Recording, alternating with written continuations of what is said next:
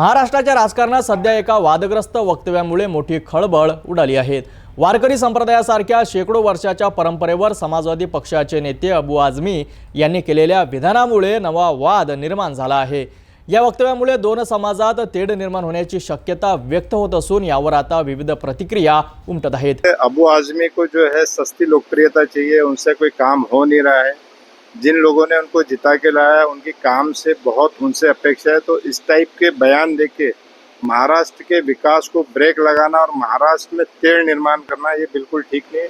क्योंकि जो ये वारी परंपरा है ये आज की नहीं है, पिछले कम से कम 700-800 सालों से ये चलती आ रही है।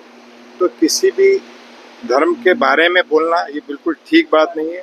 अगर हमारे पास ऐसी कोई कंप्लेंट आती है तो हम सेक्शन 10 के अंदर अबू आज़मी जी को नोटिस देंगे, बुलाएंगे और उनके बयान के, उनके वक्तव्य के कारण अगर कोई महाराष्ट्र में दंगा होता है तो हम नियरेस्ट पुलिस स्टेशन में उनके खिलाफ गुना भी दाखिल करवाएंगे। देखिए, हमारे महाराष्ट्र के मुख्यमंत्री श्री देवेंद्र फडणवीस जी ने क्लियर शब्दों में कहा है कि ऐसे लोगों के तरफ बिल्कुल ध्यान नहीं देना चाहिए। उनके बारे में बोलना हमारा लेवल भी नहीं, हमारी सरकार का भी लेवल नहीं। जो काम नहीं करते, सिर्फ और सिर्फ बातें करते, तो ऐसे लोगों पे ज़्यादा ध्यान नहीं देना चाहिए। हाँ, लेकिन एक चीज़ ज़रूर है कि ऐसे व्यक्तित्व से अगर कुछ महाराष्ट्र में अशांति फैलती है तो इसका संज्ञान लिया जाएगा और ऐसे किसी भी व्यक्ति को, किसी भी पार्टी का व्यक्ति हो, तो उसको बिल्कुल छोड़ा नहीं जाएगा। नोटिस देगा उनको, उनसे पूछा जाएगा सेक्शन 10 के अंतर्गत कि भाई आपने ऐसा भाषण क्या सोच के दिया, किसके बोलने पे दिया।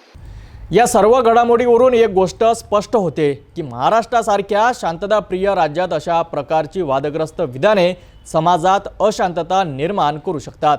वारकरी संप्रदायाची परंपरा ही महाराष्ट्राची शान आहेत आणि त्यावर अशा प्रकारे टीका करणे कितपत योग्य आहे का, हा प्रश्न आता या निमित्ताने उपस्थित होतो। आता पाहणे महत्त्वाचे ठरेल की अबू आझमींवर काही कारवाई होते का आणि या वादग्रस्त विधानामुळे पुढे राजकीय परिणाम काय होतात